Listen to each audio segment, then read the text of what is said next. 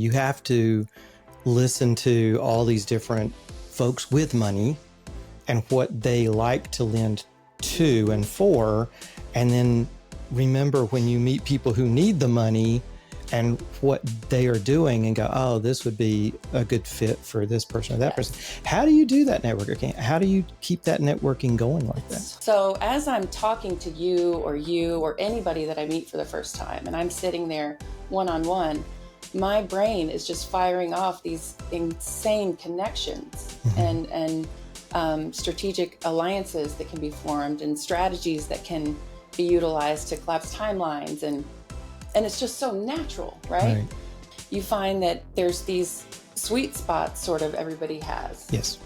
And I have so much fun listening to a new complex situation and piecing together in my mental matrix, where does this go? Where does this go? Oh no, it's going to go here because of this. And it's just so rewarding to get to the end of that and see someone come out of a tough spot or win that situation where they thought they really hit a wall. Welcome back to Trust This, our master series. Today I'm here with the money lady, Candace Griffin, who she knows her stuff, folks. Candace, I want to welcome you into the studio today. It's great to have you here. It's great to see you again. It's been years, I think, since I've seen you. Years, CFRI, we used to see you there. Way back. That's where I was born. Yeah. I think we all were. I think we were all born at Central Florida Realty Investors, for all of you out there who don't recognize CFRI. Yes. Great organization for investors to get together, to learn. And I think you and I learned a lot there. Still do learn a lot, but now I feel like we convey our lessons now, what we've learned, back to a lot of their folks. Tell me about what you do. Tell everybody about what you do here. Yeah. So it's really evolved over the years. I am a problem solver whenever it comes to mostly finding the right capital for a transaction. If you get turned down by a bank, or if you have like a sure thing and then it falls apart very quickly, or let's say you have a balloon coming due and normally your bank funds that and gets you out of it into long-term debt. And now they're saying, guys, we're not doing that right now. It's a really rough year for us. Basically, that's what they're saying when they say no, by the way. These are the problems that I'm able to solve and get in there and oftentimes make miracles happen. And I enjoy it immensely. So that's basically what I do. But I also do a lot of consulting along the way sometimes. Sometimes somebody will have a project that I can see is going to take hundreds of hours. And that's when we start having more of that consultative conversation. So you connect real estate investors with funding sources. And I want to point out to everybody, it's not personal home loans. It's not for your primary residence. These are always business loans that you're putting together for short-term rentals, long-term rentals, multifamily, office buildings, hotels, really single-use properties, churches, land, anything, public storage, really anything. And I actually do business loans as well now. We're able to get those done. Ah, okay. I didn't know you were doing those. So you're doing business loans for people who it's secured by the assets of the business and personal guarantees, or? There's so many ways now to get things done. I started out with, I'm already jumping ahead, I think. But go right ahead. Everybody in this room knows that I got my start at NewView, self-directed IRA custodian. And NewView it's almost like I was asleep for a few years and somebody just went, bink, this is what is going to wake you up to your destiny right now, right? And I'm so grateful to that team, Glenn Mather and Jason DeBono. I mean, the way that company opened my eyes to what's possible, I was just on fire to share it. Right. So then I meet all of these amazing people and I had to leave there. And I was so sad to leave there. I had to leave because my son wasn't ready for me to be traveling so much. Right. My kids were needing mom. And it's funny how those sad times can be so rewarding later to look back on, because you understand that that was what led you to your destiny. Was that around 2018 when you left Newview? Was that? Goodness, I don't know. I think so. Yeah. I think it was. Yeah. Yes. Yeah. So that's when you went I out. have to do some math here. That's when you went out on your own. Mm-hmm. And what was that like?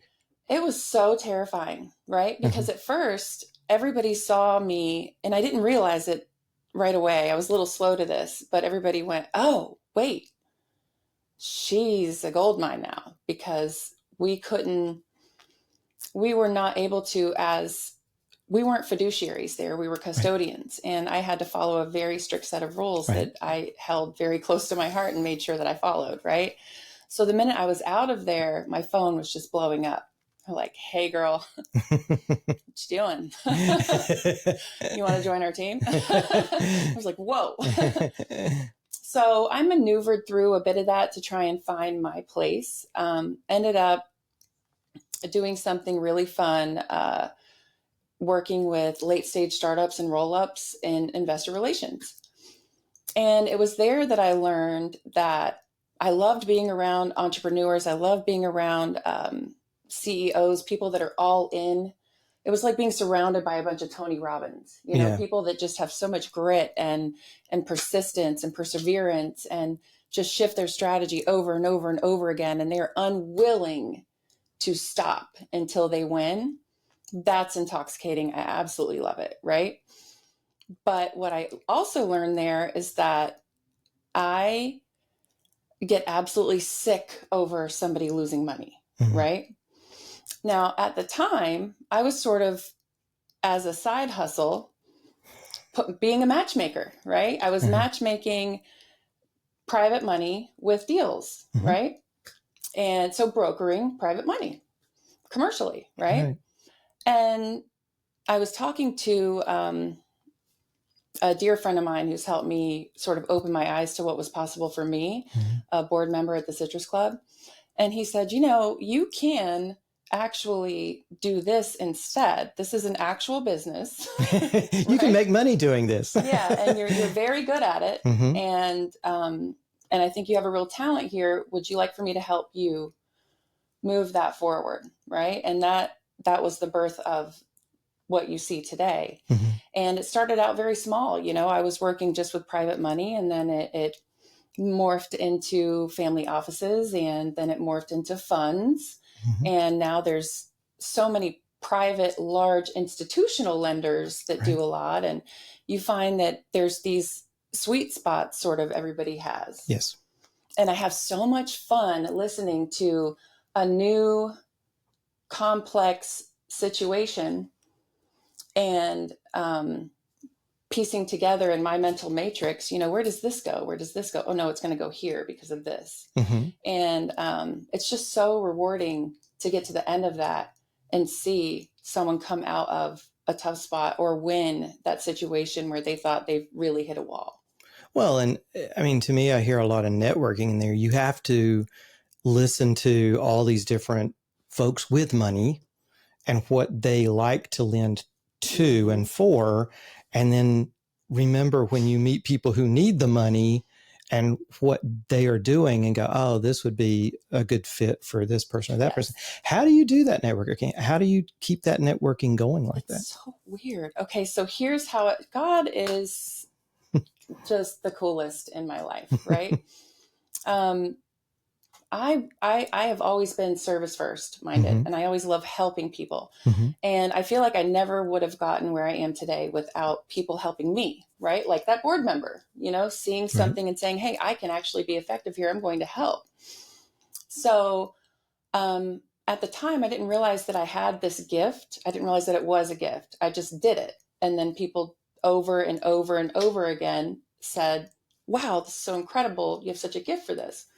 And people that know me the early days, like they knew if they got a random phone call from me, it was going to be a great one because I was going to connect them with somebody that was going to impact their business tremendously. Right. So as I'm talking to you or anybody that I meet for the first time, and I'm sitting there one-on-one, my brain is just firing off these insane connections and strategic alliances that can be formed and strategies that can be utilized to collapse timelines. And it's just so natural, right? Right. So I just did it just out of the kindness of my heart because I could for a long time, and then learned how to then monetize it. Monetize it. I think that's the dream of a lot of entrepreneurs. They want to find what they love to do and what they're just naturally good at, and then go, okay, well, now I can make money just doing, whether it's baking cupcakes or putting money together with projects and borrowers. Those are things that a lot of people miss and don't think about. And a lot of people talk about, well, if you love what you do, you never work a day in your life. But my argument back to that is, well, actually, if you love what you do, it's not like work. You are working. You're probably working harder than you've ever worked in your life because you love what you're doing. Mm-hmm. What is a day in the life like for you on most days? Oh, wow. So it's interesting because my business model is both a blessing and a curse, right? I put out fires, sometimes there's something really desperate going on that I need to just jump right in. I can be on vacation. It could be at 10 o'clock at night on a Saturday after some tequila, right? That's when all the best decisions are made too, I'm sure. But it's a day in the life almost never looks like the day before because I'm so all in for my clients and what they need, it's early mornings, it's late nights, but it's fun and it's exciting for me. And, but I will tell you, as far as routine goes, I do make sure that Monday and Friday, for the most part, those are admin days, right? Those are days where I am tying up the loose ends, taking calls whenever they come in, because normally things are happening over the weekend that, I tell my clients, if this is urgent, I need an SOS, right? So I tell them SOS me, and those get handled on the weekend. But if you don't SOS me, it's Monday, right?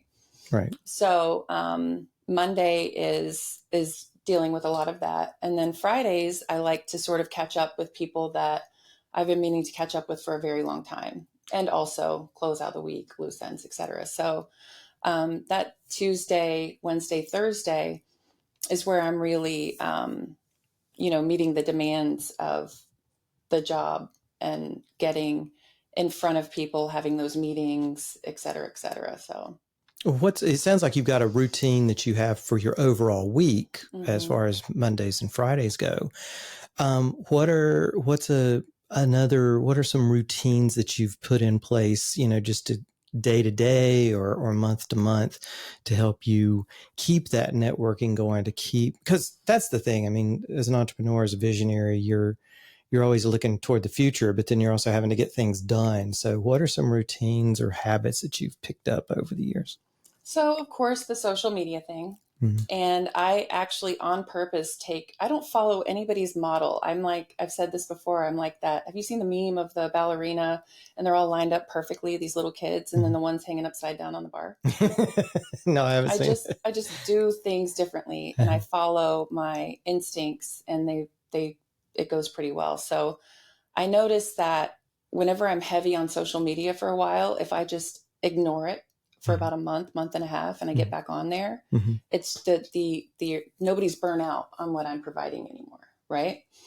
I'm just applying logic, to things and paying attention to how I perceive things myself. Like we get excited to see something, but then again and again and again and again, it's kind of like, I get it now, Yeah.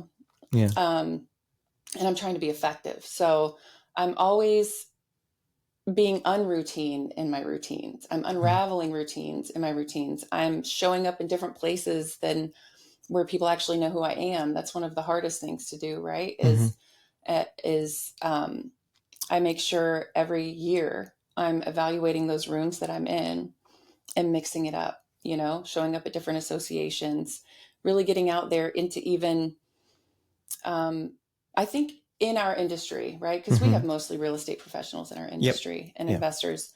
We get very comfortable showing up where we see a lot of familiar faces over and over and over again, right? And And that's a very good thing to do for the sake of networking. And because they are your family, you know, like these people are kind of like family now, Right. like CFRI, and, Right. and it does last forever because you're in it together. That is a community, right?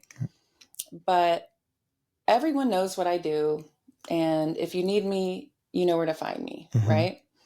So I try to make sure that I'm out there at like Orange County Public Schools, you know, mixing it up with them. They are either the 4th or 9th largest school district in the nation. The nation, yeah. So working with them on a high level has just been pretty smart, you know. Rotary, I love Rotary. You know, they don't have anything to do with real estate, but there's a lot going on. There's a lot of business owners in there. There's a lot of people getting things done. And I might be the only person they know that does what I do. Right. Instead of having to feel competitive with 6 other people, you know, that are circulating in the same rooms over and over and over again, right? So that is my routine. The routine is to be not routine. Yeah. Yeah. Yeah. I agree. I have to admit, I'm one of the worst to get just comfortable of going, oh, I'm going to this organization. I'll know everybody there. I'll see these people. And you do get into a rut, you know, it's a routine without the O. And it's just, it's comfortable. Yeah. And I think, you know, that's one of the things we have to become uncomfortable. We have to put constraints on ourselves. And one of the constraints, you know, one of the constraints I'm always looking at is what would completely destroy Aspire Legal Solutions, what would completely destroy my land trustee tomorrow. That is always running through my head. And I like your idea of you have to shake it up a little bit and get out of your comfort zone. Because if you're in that comfort zone all the time, you'll never feel like anything's ever going to challenge your way of doing what you do. And the more comfortable you get there, the harder it is. Yeah. Right. And I'm listen, I have sat in parking lots, like just stressful day, filled with anxiety about going to go do it. And I just go do it anyway. Right. And it works out, you know? And it's okay that they don't know who I am. Right. You know what I mean? Like it makes me sharpen my axe on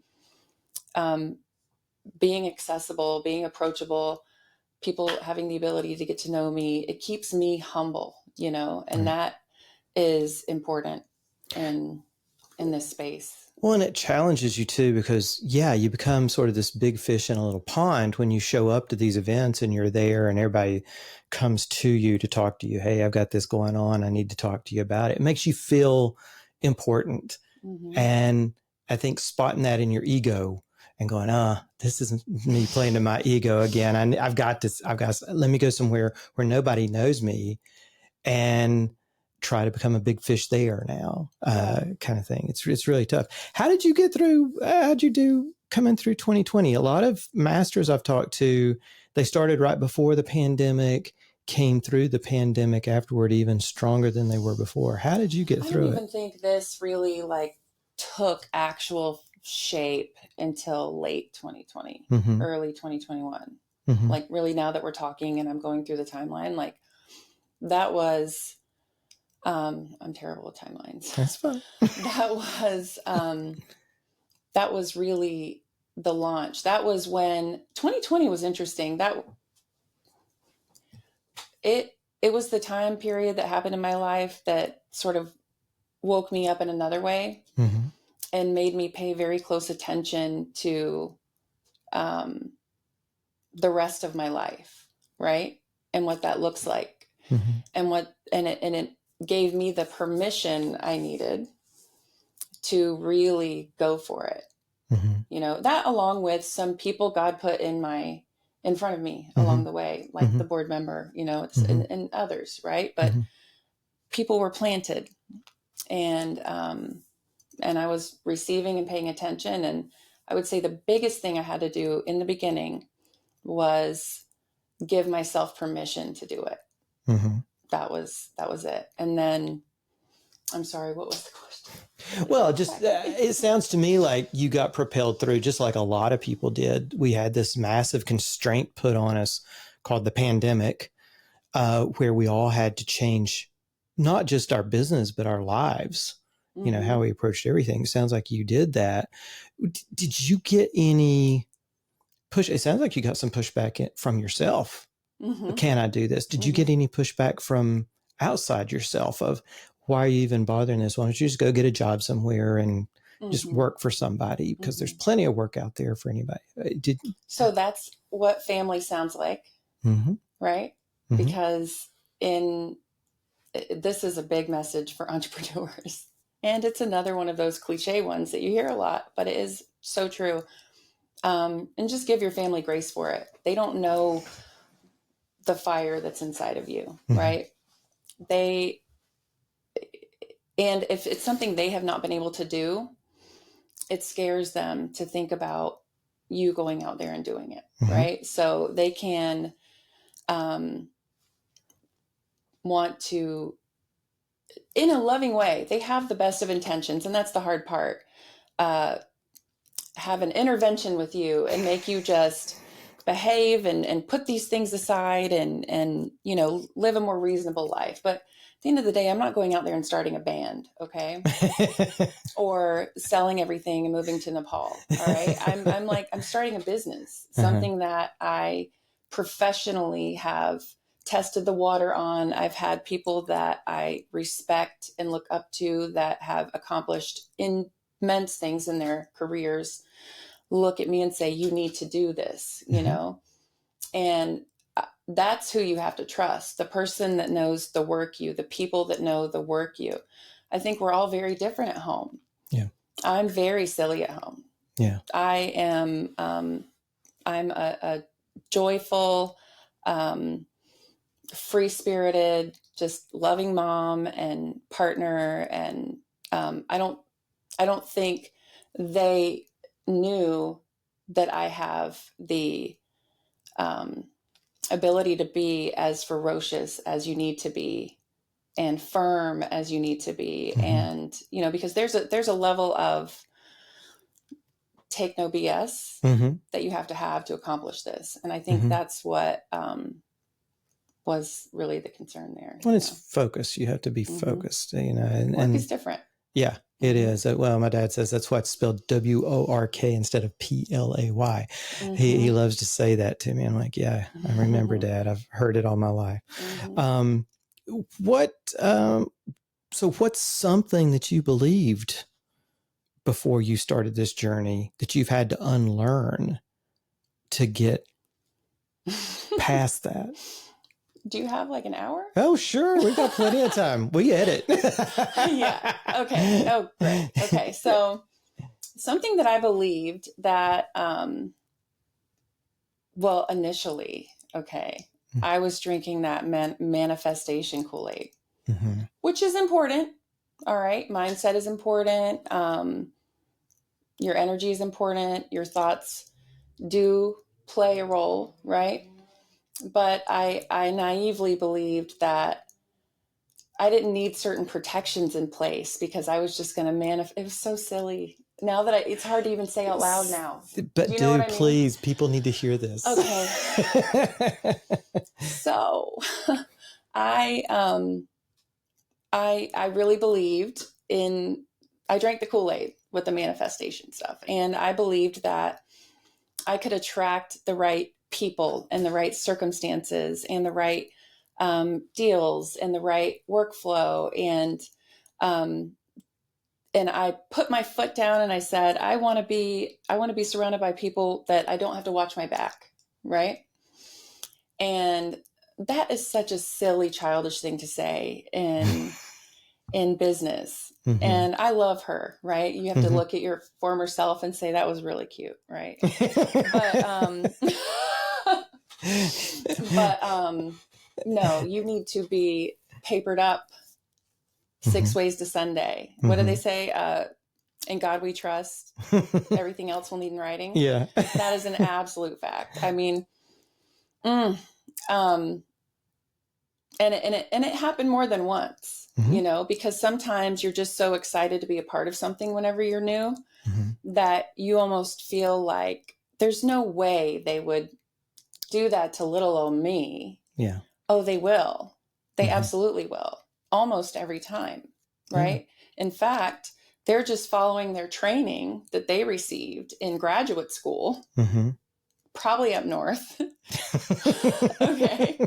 No Ivy Leagues around Do here, you know right? what I mean? Like, yeah.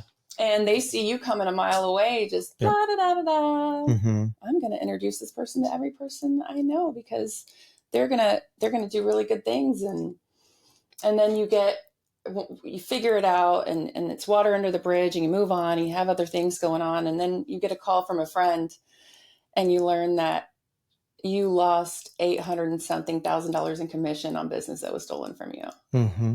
You know, these are the things that happen when all you're thinking about is, I'm going to go out here and I'm going to do this and I'm going to will it and it's going to go great because I'm such a good person and I would never do anything like that to anyone. So of course nobody's ever going to do anything like that to me. And I'm sure you've heard it a million times. I'm sitting here with an attorney, of course, right? He didn't pay me to say this. Well, but I've also had it happen to me. I mean, same thing. I mean, I don't know how many times I went into business deals with people going, oh, these are friends, we know each other, we're great together. And then ultimately either they just walk away and go, oh, just tell the bank that we've left. So you only have to pay them half now. It's like, that's not how it works. I have to pay 100% of it now that you've left and you're going on your trip to Rome, but I'm not counting. Or they're just, insanely jealous or just awful people, who really want to just take you down. They're just spiteful and vengeful when, they feel like, well, whatever, they're going to try to take you down. I've had clients who we've been, great friends and had great long-term relationships with who sue me. I mean, it's happened. So yeah, it does. What I had to unlearn was trusting everybody because just like you said, well, I'm trustworthy. So everyone else is trustworthy too. I had to learn, no, they will stab you to your face as often as they can if they get the chance. So and leave you bleeding on the floor and laugh. Yes. As they take their trip to Rome. Right. And yeah, I mean, it's just, it is hard to face that reality, but that's definitely, I agree with it. It's something I had to unlearn myself, being too trustworthy. And that's from a lawyer. I mean, I was too trustworthy and, it takes time. It's like we were talking about earlier. It's that feedback. It's failure.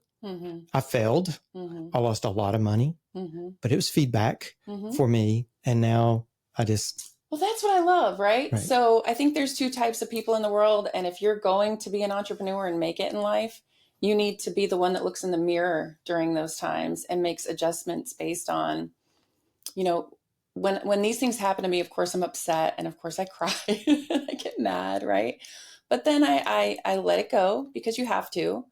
And I think to myself, I always ask this question, how am I responsible for what happened? Right? I am responsible for what happened because I didn't do what people do in these situations. I was unprofessional, right? So because I was unprofessional, I set myself up to fail. This is my fault, right? So why should I get mad at somebody for doing what they were trained to do in first grade? They were trained that in first grade when they were stealing other kids' toys. Well, there are also people that do M&A, right? Mergers and acquisitions. How do you do that? It's not pretty sometimes, right? If you see an opportunity and you're like, man, I can squash this bug, right? They're going to take it. Yeah. And they're going to use their charm and they're going to use their talents and they're going to use their persuasion to squash you like a bug. Yeah. No, I've been involved in some pretty nasty mergers and acquisitions where sometimes I'm on the side of the client who is actively hiding stuff from the other side that they're like, no, they can't see this. They can't know that. Here, put this, don't put that. And you're going, dude, you can't do that. And they're going, yes, I can. And then you've been on the other side of it, and I think that's really helped make me a better lawyer. It's made you a better problem solver because you've experienced it too. And you go, hey, I've worked for the person on the side who's trying to screw over the other guy. So now I'm the other guy. We're going to make sure I know every rug to look under. I love it. To find out where they're hiding their stuff. You know, they do that. Yeah. Well, where do you seem to find your best network of people, the people who do turn into friends and clients and referral sources and network? So everything I do, because of the nature of my business, again, another one of those blessing and a curse scenarios. I don't do a lot of marketing because I want to provide quality for the people that I'm working with. So everything is referral based. Volume for me is not a good idea because I haven't figured out a way to take what I know and make it repetitive or to train someone. Right. And do you know what I mean? And I'm sure that's my next step, you know. That's the Candace I'm looking at, and you know, the next 2 or 3 years we'll figure that out and get that done. But you know, right now I find those quality relationships from really Citrus Club. I'm sorry. I mean, they should pay me because, but I do. There are relationships there that have worked out very well. There's a lot of people referring business. They act like a family in there. You know, people are, for the most part, watching each other's backs and providing business where they can. And then also just word of mouth. When you start solving problems for people, you wouldn't believe the calls I get from where I get them. I mean, it's like all across the United States. I'll get calls like, how did this happen? And I kind of want to like really dig in and ask, but I'm like, I don't have time for that, right? So another flaw, right? I could capitalize on that more if I could handle more leads, right? Right. But it is, it's definitely just sort of come, like it hasn't been something I've had to really analyze very much, right? You manifested it and they came to you, right? Oh my gosh, that's so funny. Wow. Well, you were talking about the next Candace coming along. What will the next Candace, what would you recommend that they are going to struggle with along the way? That's just it. You never know until it hits you, right? So I would love, if there's a business out there that does this, hit me up, okay? I would love for someone to just like follow me around for a week or two and tell me what I need to do, you know, like what AI I need to implement. Like, who do you know that's great with AI, right? What automations I can implement. I need a me for my business. Do you know what I mean? Like, I have blind spots because it's mine, and it's crazy, you know, to think about. Like, I'm out here able to do like strategic alliances and partnerships and all this stuff for other people, but I get so busy in my own work that it's sometimes hard to figure that part out, right? Right. So, and I hate technology, right? I mean, I love it and I hate it. And what I mean is, my version of hell, right, is sitting at a desk doing computer stuff, right? So if someone could simplify that as much as possible for me, that would be the biggest golden goose I could get, right? I think that's lots of entrepreneurs struggle with that, because you start out with, you know, you're the visionary, but you're also the bookkeeper and financial person and HR and IT and everything else. And then over time, you may get an assistant, and then you get, okay, well, now I'm going to get a true office manager. And then, that's when you really start growing, because a lot of us visionaries, we focus on big picture and also solving people's problems. I call it, the shoemaker's children. You know, they're always barefooted while everybody else in town has shoes. Lawyers were the same way. We never have our wills done. Nothing. Our business and real estate is always a mess because we're so busy fixing everything for everyone else. We don't fix ourselves. But a good entrepreneur, I think, eventually realizes, okay, I can't do. And then, yeah, that is the hard part, is finding that source of where is that person. Well, I have a bit of a team, right? I Mm-hmm. have processors, I have marketing, I have my partner who does amazing work on the other side of the business, which is more residential. And but that one piece, and I've tried a few people, and I've talked to a few people, signed up for a couple of things, and it was never quite what I expected. Always, yeah. Do you know what I mean? I know exactly what you mean. And I think that's that's the rub with it is, trying to figure that part out. Well, what's the hardest or most expensive lesson you've learned? Oh, well, we already covered that. Which one was it? Not being papered up properly and trusting people to do what they say they're going to do. Mm-hmm. And you lost over $800,000 on that one. That's only one client. Wow. That's just one client out of I don't know how many that, yeah. God. Yeah. No. That it's so funny. I'll tell you this though. I was so, I didn't have enough where I went from there when that whole thing happened, right? I wouldn't trade that experience. Mm-hmm. So if let's say that this person did what they said they were going to do, they executed, I'm receiving all of these benefits and all of this money, right? Commissions, earned commissions. Mm-hmm. And now I have all of this, right? Mm-hmm. And then I go out there and I make the same mistake because I didn't learn my lesson. Mm-hmm. That hurts more. Right. Right. So I needed that experience. And this is why the mirror is so important, right? You have to be an overcomer, not a victim. Mm-hmm. So the overcomer in me has to prevail every single time and say, well, this is making me a sharper business woman, right? This is making me a sharper business owner. I'm going to do nothing but improve because of this. And I always find a way to be grateful. And I am grateful that it happened at that scale. That was a blessing that it happened at that point in my career. Early. Yeah. Yeah. Mine happened when I was in my 30s. Yep. About 20 something years ago. Mm-hmm. And you are happy those things happen early when you don't have as much to lose.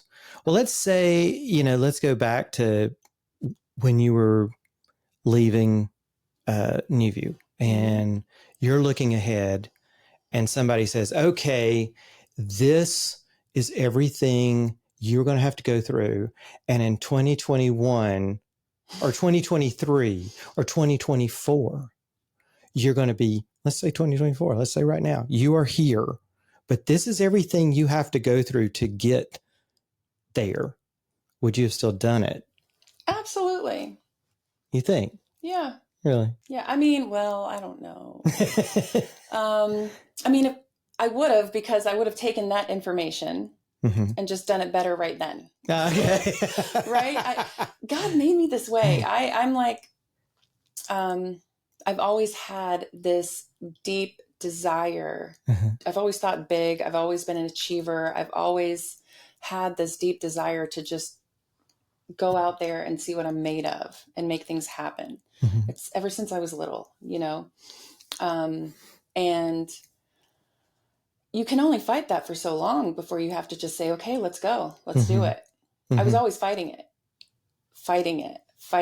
I mean, really, I remember there was a time when I was an at-home mom, right?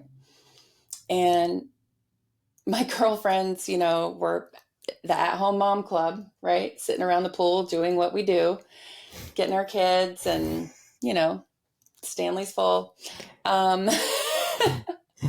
And I would come up with all of these crazy ideas, and my friends would just laugh at me, like, remember when tutus were a thing for little kids? Yeah. I was an at-home mom at that time. All right. And I'm like, all right, here's what we're going to do. We're going to make a Build-A-Bear for tutus and capes. and we're going to call it this. And I already talked to Alibaba and my girlfriends are like, why are you like this? You know? And I'm like, why aren't you like this? Why not? You know? And I just got tired of being a square peg in a round hole and trying to fit into a world that society told me I had to belong in order to be a good mom and wife. And the minute I broke free of that, it was really when I am okay. My kids will probably watch this someday. Probably. I'm extremely grateful for them, and they know that, right? I wouldn't trade the time that I had with them for the world. But the point of what I'm saying here and now is that you have to pay attention to who you are, because you can't nurture. You can't get it out of you. Like, God made me this way, and I have to believe he did it for a reason. And I'm going to do amazing things for humanity because of it. Like, I am service minded, and that is the goal behind everything that I'm doing. Is my why is what I can do later when I am in that legacy stage, right? The things I can do for my community, the things I can do for my kids, the things I can do for that legacy stage is really what I'm working towards. I have vision, you know, I have plans, and important plans that really need to see the light of day, you know? So what's the biggest, hairiest, craziest problem you've solved for a client? Well, a very important one, recent, comes to mind. I believe this was actually last summer, if I'm right. This client, I'm in Helen, Georgia with the family, and no reception. Okay. Tubing all day, this, that, and the other. Luckily, I was at, I think, Huddle House, and my phone rings. And so this borrower was in a situation where he had a balloon coming due. Now, this is another one of those papered up things, right? So this person is a very successful restaurateur locally, and has other assets, right? And including like parking garage was wrapped up in this loan, mixed use commercial, res wrapped up in the loan, other things are wrapped up in the loan. And oftentimes we can make deals with contractors or developers that really help us get things done, right? And in that relationship, that contractor or developer can say, hey, yeah, you can have 6 more months. We're good. You can have 6. We're good. We're good. But they can also, since you didn't paper that up, call it due anytime they want, right? Yep. And in this situation, we had 45 days to satisfy that. And we did. So they were not going to budge on extending the balloon or remodifying anything. No, this was a fire. Yeah, just right? pay us off. Pay us off is all they wanted. And this person was at risk of losing a lot, you know, like everything almost, right? So that is why I do what I do, you know. And in 45 days, you got all that worked out? 45 days. That's pretty fast, because it's 90 days is more normal for something like that. You know, we have now eclipses that, right? So we have people that can get things done in a week to 15 days. Wow. It's expensive. Yes. And you need to make sense on paper, right? They're institutional-ish, right? But, you know, you're paying, depending on your scenario, you're paying, you know, 15 to 18% interest and like 4 points. And that's just them, right? Yeah. So, but they can get it done. You know, we have like I said, everywhere. I have business everywhere. I mean, I've seen this too over years. You're dealing with real estate investors and developers, business people who are used to negotiating everything and going, oh, okay, yeah, they're just using this as a tactic. They're using it as a tactic. So I'm going to play hardball back, and I'm going to push back, or I'm going to move a little bit slower on this until they give me this. And I've had that same conversation with clients. I go, this is not a tactic. this is real. They're not playing a game. He who has the gold makes the rules. They have the gold. You need the gold. They've made a rule. And you're going, oh, but we can talk about that. Let's negotiate that. There's no negotiating it. Mm-mm. You don't have room to be negotiated. And it is psychological. There is a lot of psychology going on there. There's pride. There's narcissism on their side. There's heroism. And sometimes some people just like drama. Some people just enjoy that drama and they like creating it around themselves for some reason. And fortunately, I've been able to get a lot of those clients out of my life over the years. But that is part of being an entrepreneur, knowing a lot of the psychology that's going on in other people's minds and going, oh, they think this is a game. No, this is reality. And I have to impress on them. This is reality. And as a lawyer, I'm going to start putting that in emails because when this falls through, they are not suing me for it falling through. You know, I'm going to tell them up front. Well, I'm sure you know this. We're Aspire Legal Services, aspire to a better life. We try to help everyone aspire to a better life. Who is someone, you mentioned the board member at the Citrus Club, who is someone, and it can be that person, who has helped you aspire to a better life? Honestly, my fiance, LJ, he's helped me. He's a retired chief from the Navy. Oh. So the perfect calm to my storm, right? Because I'm just, all right, I'm going to do this, and I'm going to do this, and that. He's helped me prioritize and make strategic decisions about my time and about my life and things like that. He's been the best captain, okay, of this ship, right? And honestly, there are times when I probably would have given up. There are times when I was just so discouraged with what happened. And he's always there. Just, you always have to have that person that is cheering you on and sees you for who you are and knows exactly how to fill your bucket, you know, get you out of that funk that we can get into sometimes. It's a very lonely world when you don't have that person as an entrepreneur that believes in you and has so much faith in what you're doing that they will never let you do anything but succeed, you know? So I would say definitely, yeah. Well, I think that sums it up. You talked about people who were naysayers. That's who you were born to, family. But then there are people you choose, who's a lot of times your spouse, who are the ones who help propel you through all that noise. So I agree. I've had the same experience over time. It's who you choose to surround yourself with who will propel you. And unfortunately, it's a lot of times the people who you happen to share the same DNA with who will tend to hold you back. But it's been wonderful having you here. Thank you. It's been wonderful talking to you, Candace.